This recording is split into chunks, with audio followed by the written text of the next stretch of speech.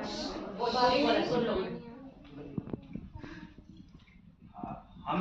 रवा लोगों के प्रणाम करे तानी और हम बीएड फर्स्ट ईयर के छात्र बाणी और आज हम रश्मि रतीक के तीर्थेय सार का संपूर्ण वाचन करने जाते हैं। इसी प्रकार से जैसे कोई भी मनुष्य अपने जीवन में किसी भी नकारात्मक शक्तियों से घिरा रहता है। इसी से महाभारत का एक प्रसंग है जहाँ पे पांडु जब उनको उनके भ्राताओं द्वारा एक महल में जला दिया जाता था तथा वो वहां से निकल के एक नकारात्मक शक्तियों तथा परिवेश से घिरे रहते थे।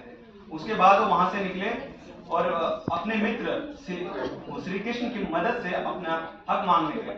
जब श्री कृष्ण पांडवों के हक के लिए कौरवों से केवल हर भाई के लिए एक गांव अर्थात 5 गांव मांगने जाते हैं, वो भी दुर्योधन से नहीं दिया जाता, उसका ये प्रसंग है।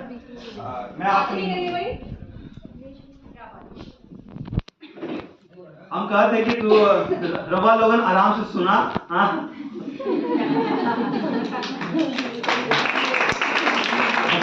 हो गया पूर्ण अज्ञातवास, पांडव लौटे वन से सहार। पावक में कनक सदक परकर वीरत लिए कुछ और प्रखर, नस नस में तेज प्रवाह लिए कुछ और नया उत्साह लिए। सच है विपत्ति जब आती है कायल को भी दहलाती है, सूरमा नहीं विचलित होते, क्षण एक नहीं धीरज होते। विघ्नों को गले लगाते हैं, कांटों में राह बनाते हैं, मुख से कभी ना उठ कहते हैं, संकट का चरण वो कहते हैं, जो आ पड़ता सब सहते हैं, उद्योग नित नित रहते हैं, शूलों का मूल नसाने को, बड़ खुद विपत्ति पर झाने को, है कौन विघ्न ऐसा जग में, जो टिक सके वीर नर के मन में।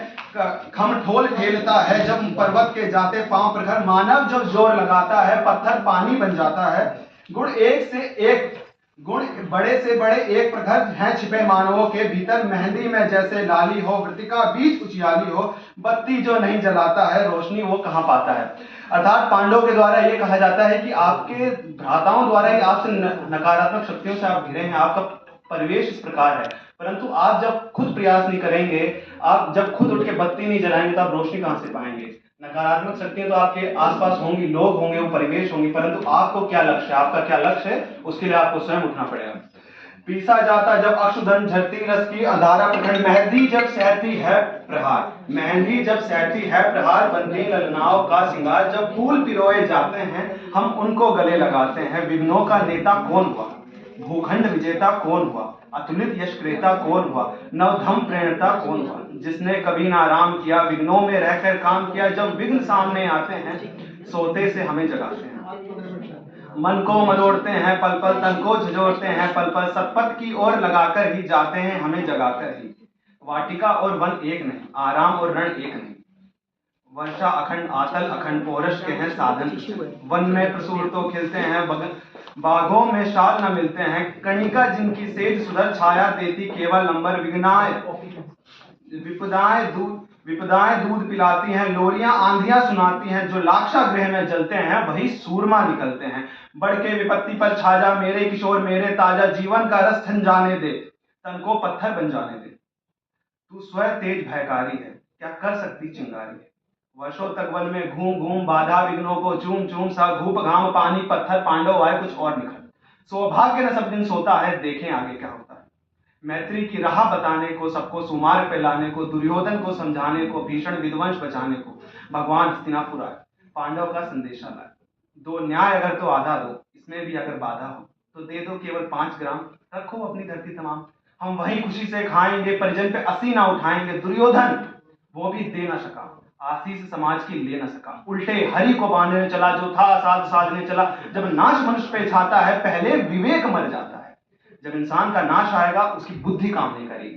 जब नाश मनुष्य पे छाता है पहले विवेक मर जाता है। हरि ने भीषण हुंकार किया, अपना स्वरूप विस्तार किया, डगमग दिग्गज डोले, भगवान कुपित होकर बोले, हाँ हाँ दुर्योधन बांध मुझे, जंजीर बढ़ा के साध मुझे। ये देख गगन मुझ में लय है, ये देख पवन मुझ में लय है, मुझ में लीन झंकार सकल मुझ में लय है, संसार सकल अमृत फूलता है मुझ में, संघार झूलता है मुझ में, उद्याचल मेरा दीप हाल, भूमंडल विशस्त विशाल, भुज परिंद बंद को घेरे हैं, मैनाग मेघ सब मेरे हैं, दिखते जो नशत निकट सब है मेरे मुख के अंदर। दृश्य हो तो दृश्य अकांड देख, मुझ में सारा ब्रह्मांड देख।